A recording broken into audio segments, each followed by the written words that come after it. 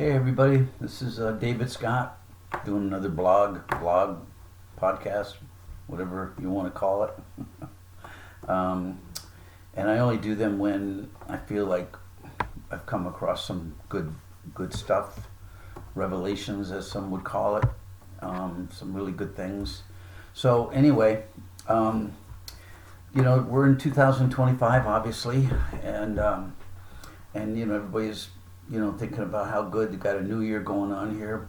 But I find that a lot of people actually seem to be stuck in the past, and they're constantly complaining about what's going on now, and compared to the good things they remember in the past. And of course, when I go into conversations with them, I find that most of them are just remembering good things in the past and not the bad things in the past, and just needs to find new reasons to complain about crap and stuff, and instead of looking forward in the future. And one of my favorite scriptures of all time in the Bible is in Psalm 118. It says, "This is the day that the Lord has made. Let us rejoice and be glad in it." And I think we seem to forget about that.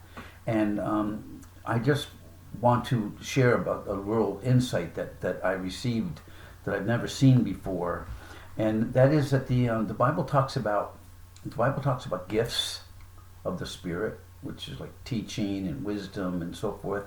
And it also talks about fruits of the Spirit. And fruits of the Spirit is an interesting word. And fruits of the Spirit of love, joy, peace, kindness, patience, all these great attributes of love, and they're all referred to as fruits of the Spirit. And there's a very good reason why I've suddenly realized that it's considered a fruit. Yeah, so get ready for this one. Hold your horses. Fruit is something that rots over a period of time. It's not something that lasts forever. It is given and it nourishes, and it gives you essential vitamins. It's so good for you, but you only have a certain period of time to use it. And I feel that it's called that on purpose, because it's something that has to be renewed in us day by day, week by week. It's not something you can allow to just sit there and expect it to last forever. I'll give you an example like that about love. When we say we love one of our children, we love our child, and we think back to the funny times, when my 2-year-old was dancing around the living room to music that was playing. One of my sons loved the Dire Straits, the Sultans of Swing, and he was dancing around the room, and the whole family was laughing, and we enjoy it so much. And then that child becomes a teenager, and other things happen, and they don't clean their room the way you want them to, and so forth. And when someone says, "Well, do you love that person?" your mind goes in the back, and you start thinking about that dancing and that love. Oh yes, I love the child. But the love that we're referring to is something that was of the past and not of the present, not current. And that love has to be renewed. It has to be a new fruit every day in our lives. We can't live on the patience we had last week. We can't live on the kindness that we expressed to somebody a year ago. We need to express new kindness today. We can't live on the joy that we had back in the day in a certain experience. We need new, fresh joy. And we have to put on these things. Now that's an interesting thing, because when the Bible says to put on love, that sounds superficial. You're just going to put it on like a jacket and it's going to cover up everything inside you.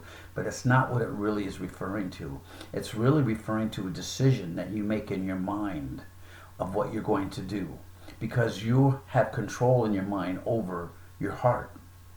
And if you put on love, if you make a decision to love somebody, decision to be patient, decision to be kind, decision to wait and think about what you're going to say to your child or to whoever, if you put on those things and you make that decision, your heart begins to change inside over a period of time. That's what the nutrients of the fruit will do to your heart. So fruit has to be fresh.